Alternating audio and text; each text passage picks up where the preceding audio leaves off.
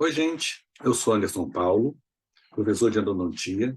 Estou aqui para fazer uma série de aulas que se iniciaram com a anatomia dental interna e vão continuar com a cirurgia de acesso em dentes anteriores, posteriores. Em seguida, trabalharemos com odontometria, instrumentação e obturação do sistema de canais radiculares. Então, hoje a nossa aula será sobre cirurgia de acesso em dentes anteriores.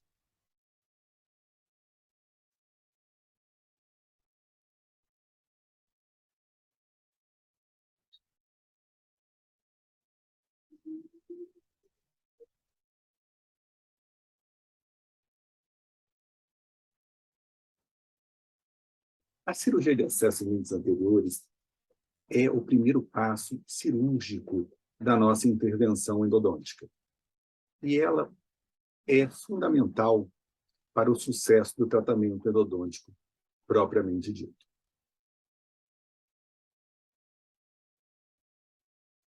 A cirurgia de acesso, então, é a primeira etapa cirúrgica do tratamento endodôntico. Quando eu me refiro a uma etapa cirúrgica, eu me refiro a um momento em que você está cortando tecidos vivos, seja com um bisturi, seja com uma broca. E, no caso, a cirurgia de acesso será feita com brocas. A cirurgia de acesso consiste na remoção da parede lingual ou palatina da câmara pulpar dos dentes anteriores. Lembrando que os dentes anteriores, quando eu falo dentes anteriores, gente, sempre serão os incisivos centrais, laterais e caninos.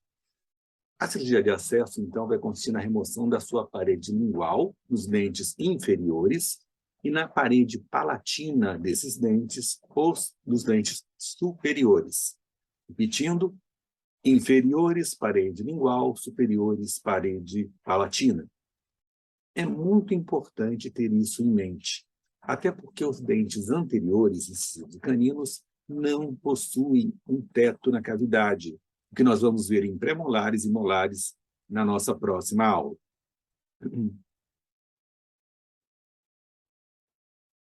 Para a realização da cirurgia de acesso, são necessárias brocas, e brocas utilizadas em alta rotação. Utilizaremos brocas esféricas de haste convencional diamantadas. Essas brocas são usadas apenas em esmalte no início da cirurgia de acesso. Elas não devem ser usadas, elas não foram desenhadas para desgaste de dentina. Elas são específicas para o desgaste do esmalte e para pequenos desgastes quando você não quer uma grande remoção tecidual ou remoção de dentina. Então, a broca esférica diamantada é uma broca utilizada apenas em esmalte por nós. E ela vai trabalhar apenas no início da cirurgia de acesso, quando estamos começando a cirurgia de acesso. É importante ter em mente que essa broca vai trabalhar aproximadamente 1 milímetro, não mais do que isso. Muito bem.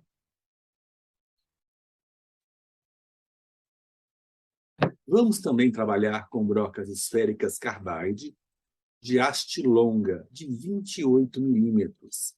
Essas brocas, sim, vão trabalhar em dentina e vão chegar até a câmara pulpar, que é a cavidade pulpar na porção coronária dos dentes.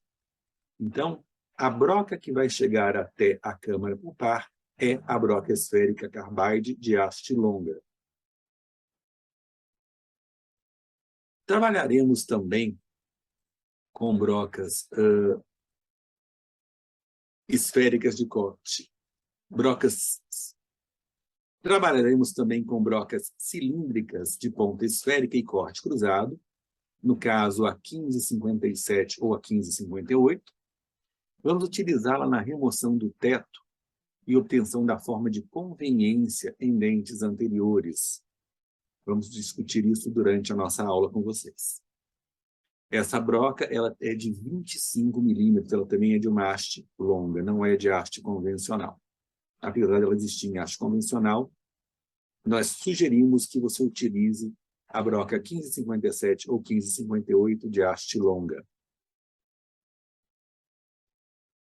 Temos também uma broca cilíndrica laminada com ponta inativa. Ela é chamada de endosê. Ela é utilizada na remoção de teto e obtenção da forma de conveniência em dentes anteriores muito amplos e em dentes posteriores. Em dentes anteriores que têm as suas dimensões de câmara pulpar, ou até mesmo em dentes menores, como é o caso dos incisivos inferiores, nós recomendamos que não se utilize essa broca.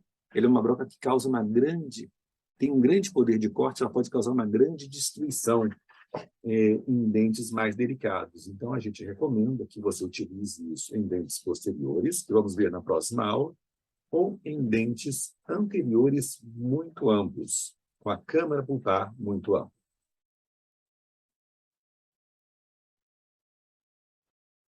Eu gosto de fazer uma analogia.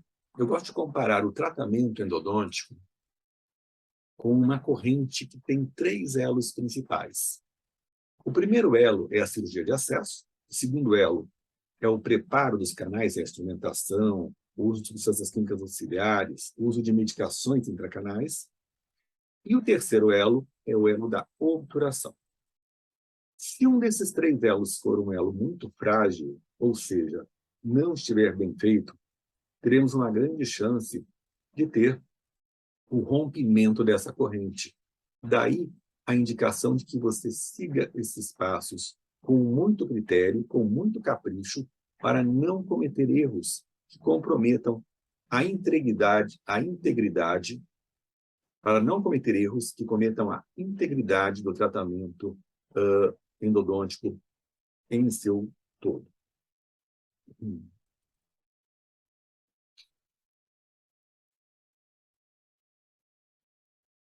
Importante que nós saibamos, no momento da cirurgia de acesso, que os nossos dentes têm angulações de vestibular para palatino, nos dentes superiores, e de vestibular para lingual, nos dentes inferiores.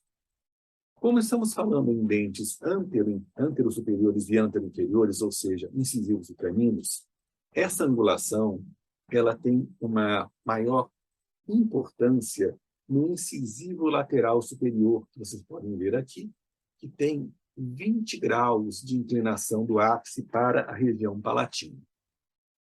Isso pode, em operadores desavisados, gerar acidentes. Para evitar isso, nós recomendamos que tenha muita atenção com essa angulação na hora da cirurgia de acesso. O canino tem uma angulação muito grande também, 17 graus, mas o canino tem uma câmara pulpar muito ampla, muito mais ampla normalmente que a câmara pulpar do incisivo lateral superior. Daí, ser menos propício a acidentes. Então, com relação à angulação dos dentes, na cirurgia de acesso dos dentes anteriores, damos destaque ao incisivo ou aos incisivos laterais superiores. Qual é o meu objetivo na cirurgia de acesso?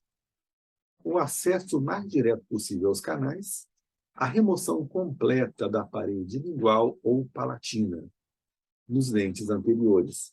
Isso vai evitar a retenção de resíduos de sangue, vai evitar também a retenção de restos do material obturador após a obturação, o que pode levar, esses restos de material obturador podem levar a uma alteração da cor na câmara pulpar, ou seja, uma alteração na cor da coroa do teu dente, uma alteração cromática, o que ninguém deseja, principalmente em um dente anterior. Mas, quando tratamos de retenção, também temos que lembrar da retenção de restos de sangue, que também vão levar a alterações cromáticas, mas principalmente a retenção de micro-organismos, a retenção de contaminação, o que pode comprometer o sucesso do nosso tratamento endodôntico. Então, é necessária uma atenção muito grande com relação à remoção completa da parede lingual ou palatina desses dentes. E temos agora os princípios básicos da nossa cirurgia de acesso. É necessário que, antes de realizarmos uma cirurgia de acesso, tenhamos em mãos uma radiografia de diagnóstico ou uma radiografia de planejamento radiográfico. Essa radiografia, ela tem várias funções. Dentre elas, identificarmos em forma de diagnóstico. Então, o primeiro objetivo dessa radiografia seria o diagnóstico das condições daquele dente.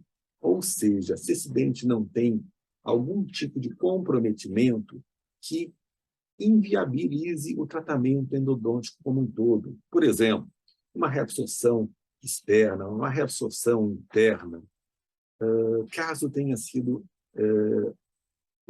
ocorrido a intervenção de um outro colega de um outro dentista, se não há uma perfuração nesse dente. Tudo isso deve ser observado, de preferência, antes de vocês abrirem o dente, até para que o paciente tenha a certeza de que esse acidente, se foi um acidente, não foi causado por você. E, caso você tenha uma patologia, uma reabsorção, uma obliteração da câmara pulpar, o que pode condenar ou até dificultar muito o procedimento de cirurgia de acesso, que você já esteja prevenido. E há também uma outra razão, já uma razão de planejamento de tratamento. É você ter ideia do diâmetro da broca esférica carbaide que você vai utilizar para atingir a câmara pulpar. Vamos recordar. Vamos trabalhar com brocas esféricas diamantadas apenas em esmalte. Vamos trabalhar com brocas esféricas carbaide em dentina até a queda na câmara pulpar. Vamos remover e dar forma à nossa cavidade, remover teto e dar forma à nossa cavidade, ou com a broca 1557, 1558, ou com a broca endosê, removendo o teto e dando forma de conveniência a essa cavidade. Vamos discutir o que é forma de contorno e conveniência a essa cavidade.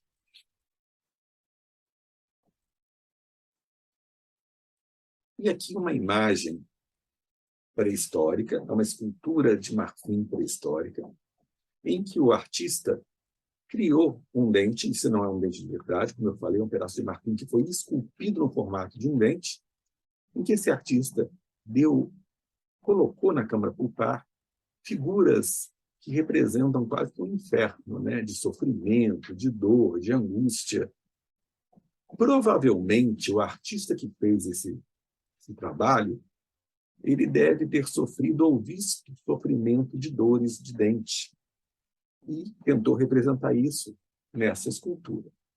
Mas nós não estamos utilizando essa imagem, essa escultura, com relação à dor.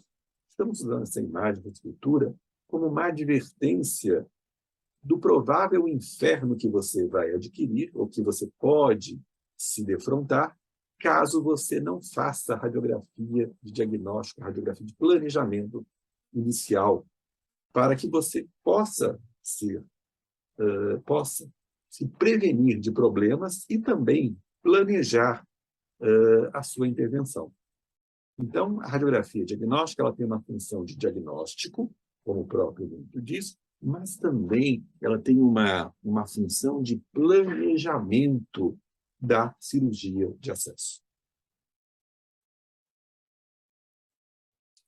Aqui nós temos um exemplo de um dente que tem uma reabsorção externa invasiva. Esse dente não tem nenhum tipo de terapia que o salve, ele está condenado à extração. Mas é muito importante que, antes de você iniciar uma cirurgia de acesso, você já tenha, na própria radiografia inicial ou de planejamento radiográfico, a imagem que já te mostra a inviabilidade do tratamento endodôntico desse incisivo lateral superior, evitando assim transtorno e até aquela situação desagradável de você ter que se explicar com o paciente. Mas, doutor, o senhor não viu isso antes? Sem a radiografia, provavelmente você não verá. Outro caso de reabsorção, em que esse dente também está condenado, e que você precisa ter essa percepção, essa imagem, antes de iniciar o tratamento endodôntico. Aqui é uma situação muito interessante, é uma variação anatômica chamada dens em dente, é uma evaginação, ela é muito comum nos incisivos laterais superiores, em que há uma dobra na época de formação do dente, que se forma uma invaginação, uma dobra, que pode estar em nível de coroa, como é o caso aí, seria o tipo 1, pode chegar até o terço médio da raiz e pode também chegar até o terço apical do dente.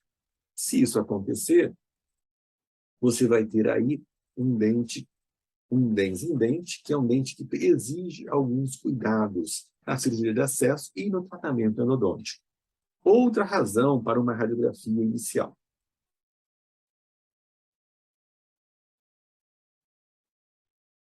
Muito bem. Falamos, então, da radiografia inicial. Outra coisa importante quando falamos em cirurgia de acesso, a manutenção da cadeia asséptica, a manutenção da câmara pulpar, da cavidade pulpar, sem micro-organismos. Nós sabemos que o sucesso endodôntico está ligado diretamente à presença ou ausência de micro-organismos. Então, é necessária a manutenção da cadeia asséptica. O que seria isso? Todo o seu instrumental deve estar esterilizado e você deve trabalhar o tempo todo com isolamento absoluto. Eu ainda não vi um caso em que você não conseguisse fazer o isolamento absoluto de um dente. Nunca vi um dente que não fosse passível de ser isolado.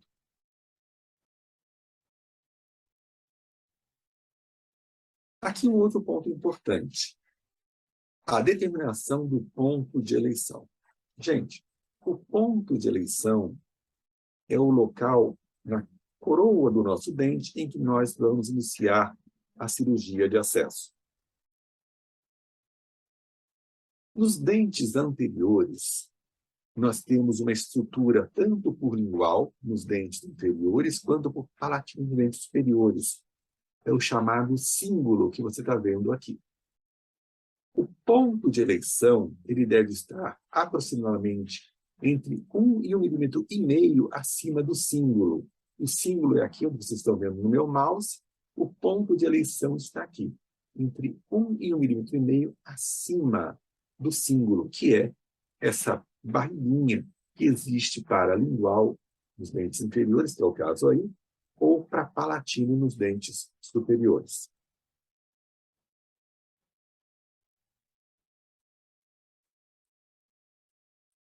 Aqui nos dentes superiores, o símbolo está aqui, entre 1 milímetro e 1,5 mm, o ponto de eleição.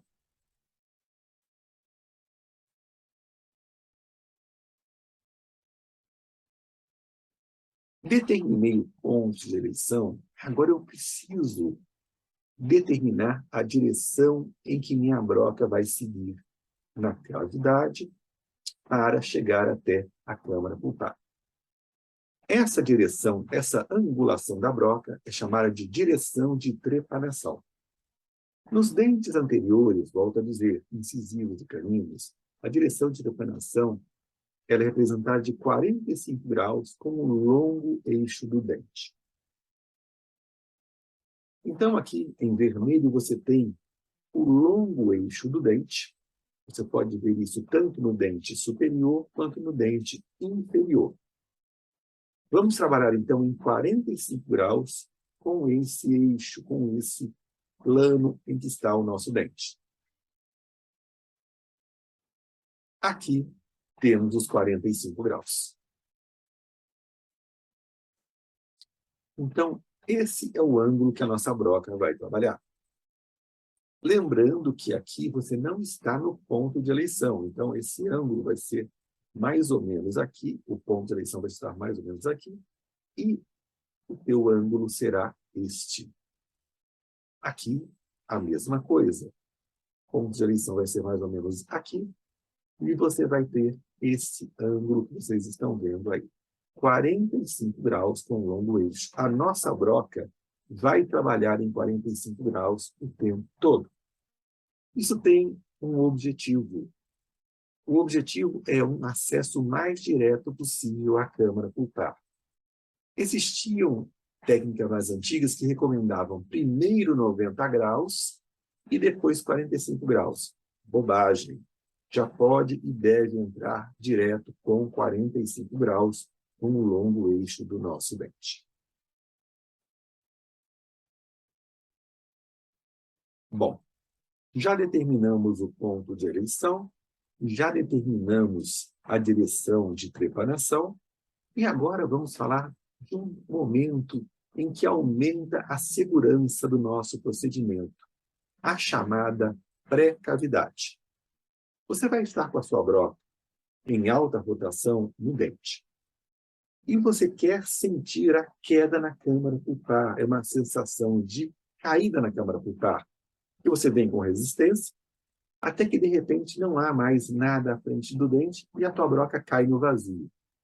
Essa é a informação tátil, essa é a informação de sensibilidade para você, que você chegou até a câmara pulpar. Muito bem. Só que você tem meios de ampliar, de aumentar a tua sensibilidade tátil. E um dos meios é a confecção da pré-cavidade. Você não vai pegar sua broca e descer em um movimento único até cair na câmara pulpar. Você vai descer realizando uma pequena cavidade esférica um pouco maior que a tua broca. Isso vai fazer o quê? Isso vai permitir que você tenha uma maior sensibilidade tátil. Por quê? Imagina que aqui é a tua broca. Se você tiver a tua broca direto em direção à câmara pulpar, você vai ter resistência em cima e também nos lados da broca, na ponta da broca e nos lados da broca. Se você fizer uma pré-cavidade, ou seja, você não ir direto, mas realizar uma pequena cavidade e ir descendo essa cavidade devagar, você vai ter resistência só na frente, não terá resistência em cima e nem em todas as laterais da tua broca. Então, isso vai aumentar a tua sensibilidade tátil e você vai perceber com maior facilidade a queda na câmara pulpar.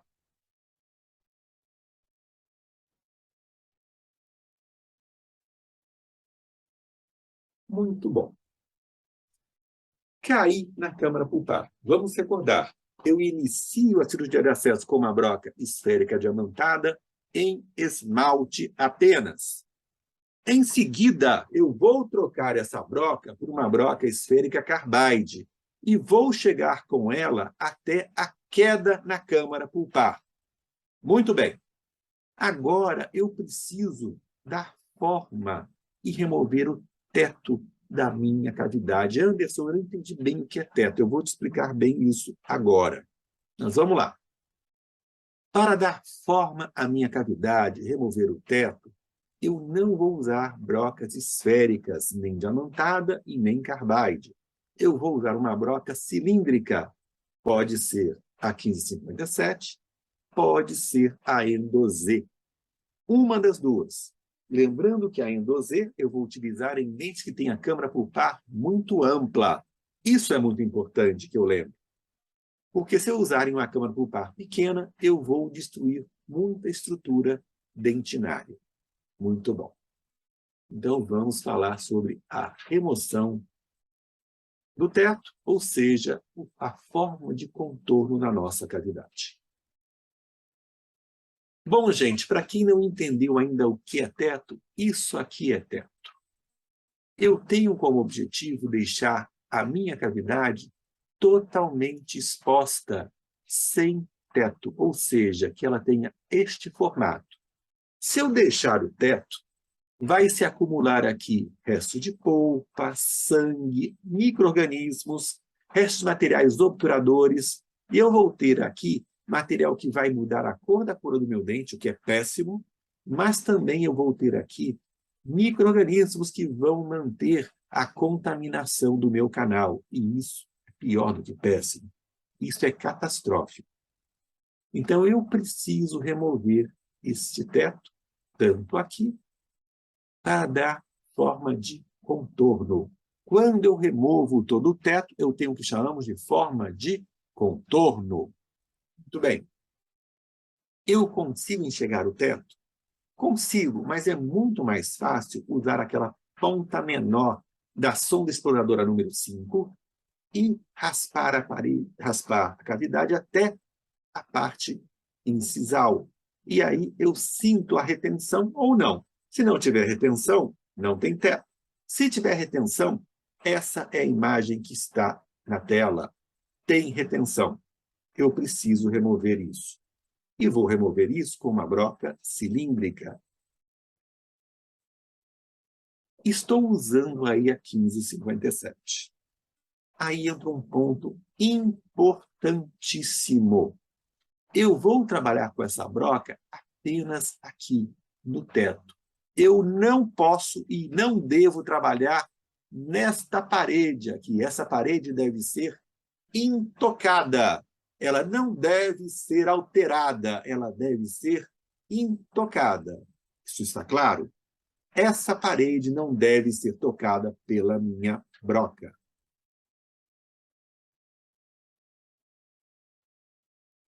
E aqui eu não tenho mais teto. Anderson, como vai ficar o formato dessa cavidade? Se você olhar bem ao incisivo, você vai ver que a coroa dele tem um formato triangular. A cavidade também deverá ter um formato triangular, com a base para incisal. E o vértice principal deve estar apontado para o símbolo. Isso se dá porque o formato da cavidade, a anatomia dental interna reflete a anatomia dental externa. Então, se o meu dente tem a coroa em forma de triângulo, o que acontece nos incisivos, a minha cavidade terá um formato de triângulo. Já o canino, que também é um dente anterior, ele não tem um formato, a coroa dele não tem um formato triangular, tem um formato mais quase de um losango ou até mesmo ovalado. Isso quer dizer que a cavidade do canino terá um formato de losango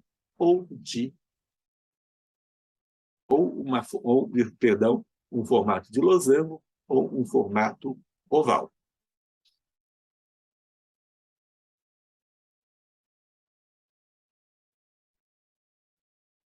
A forma de conveniência. Então, vamos lá. Até agora, nós estamos na forma de contorno. A forma de contorno você obtém quando você remove todo o teto. Mas a remoção do teto não encerra os procedimentos de cirurgia de acessos interiores. Eu preciso melhorar isso.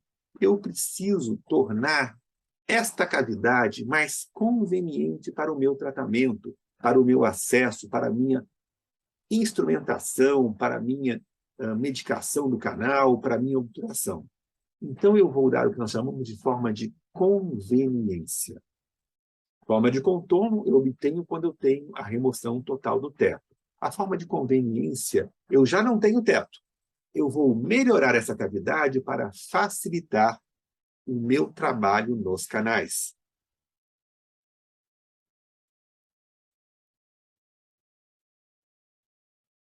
Então, eu vou remover toda essa parte em amarelo que vocês estão vendo aqui.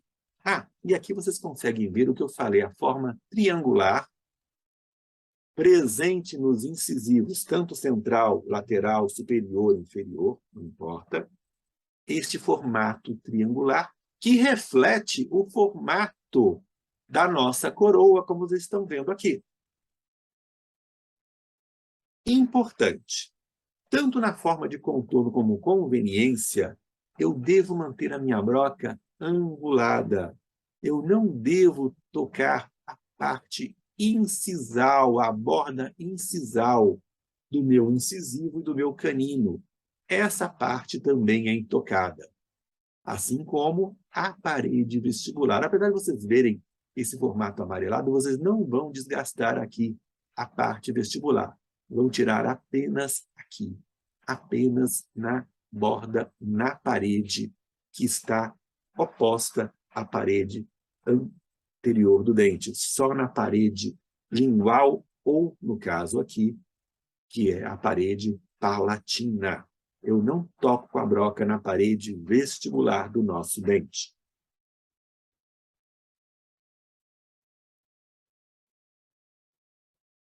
Então, aqui nós temos um dente que tem teto. Tenho forma de contorno aqui? Não, não tem. Agora, eu tenho a remoção do teto e tenho, sim, a forma de contorno, como vocês estão vendo aí. Anderson, como é que vai se apresentar a forma de conveniência? Observe aqui o que eu tenho que tirar. Aqui está melhor que o desenho que eu mostrei para vocês. Observe que eu não vou tocar com a broca aqui. Vou tocar com a broca apenas aqui e apenas aqui. Ela não vai tocar no fundo, na parede vestibular. Lembra que é vestibular, aqui é palatino. Eu não toco com a broca aqui, de jeito nenhum. Presta atenção nisso, hein? E agora eu tenho a forma de conveniência estabelecida no meu dente. Imagina que em laranja fosse um instrumento, uma lima endodôntica, por exemplo. Ela ia tocar aqui e aqui com muita dificuldade. Observe agora que eu fiz a remoção dessas projeções de dentina da parede palatina ou lingual apenas. Olha o que eu estou falando, hein? E olha como agora o meu instrumento entra reto no canal com muito menos tensão.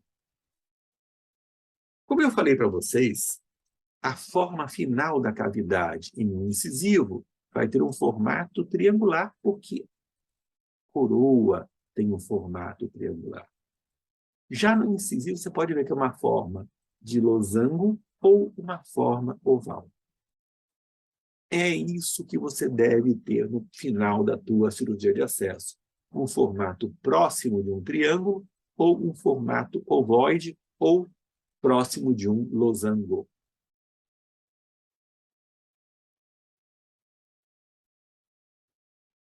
A nossa cavidade, assim que nós caímos na câmara pulpar, ou seja, que a broca esférica carbaide atingiu a câmara pulpar, ela deve estar sendo irrigada, lavada, descontaminada por substâncias químicas auxiliares.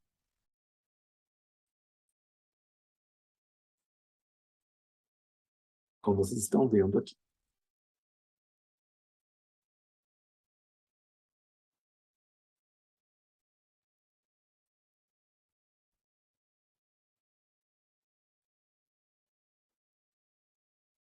Agora, gente, existem erros.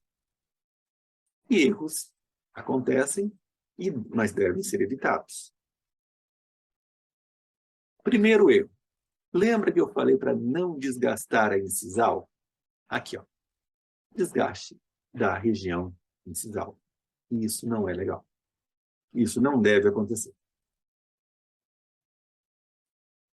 E o mais terrível, o mais catastrófico dos erros é a perfuração da parede vestibular do dente, como vocês estão vendo aí.